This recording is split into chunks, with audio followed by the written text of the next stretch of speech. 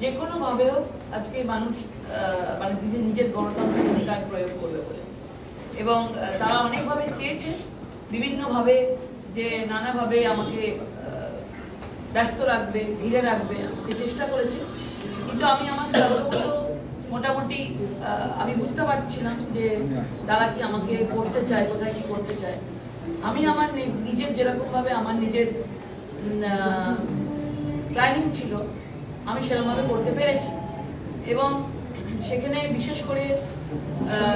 ধনেখালি বিধায়ক অসীমা পাত্র,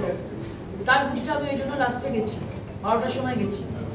এবং আমি ধনেখালি শেষ করার আগে লাস্টে ওখানে গেছি, কারণ আমি জানতাম ওইখানে আগেরবারও স্মুথলি কেউ ভোট দিত, আগেরবারও তো কোনো লাইনই ছিল না, এমনি ভোট হচ্ছিল বা সিবিএম দাবিয়ে দাবিয়ে ভোট হচ্ছিল, কেউ ছিল না। ওই একই জায়গায় আমি এবারে গেছি, কিছু লাইন ছিল, কিন্তু ওখানে পুরোপুরিভাবে বাইরের লোক জড়ো হয়েছিল, বাইরে থেকে লোক এসে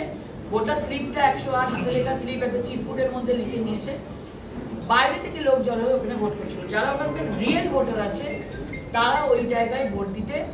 আসতে পারেনি, এবং সেটা জানতে পারি এবং সেখানে যাই, এবং সেখানে হাতে নাতে তারা ধরা পড়ে।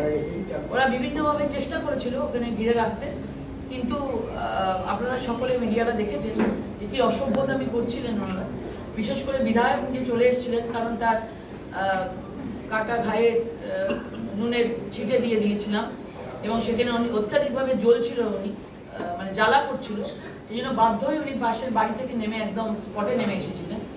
এবং আমরাও আমাদের যারা কার্যকর্তারা ছিল আমরা সমানভাবে ওখানে লড়াই দিয়েছি, এবং আমাদের কার্যকর্তাদের অনেক মনোবল বাড়িয়েছি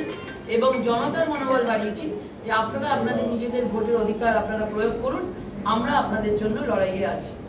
আপনি খুশি সারাদিন যেভাবে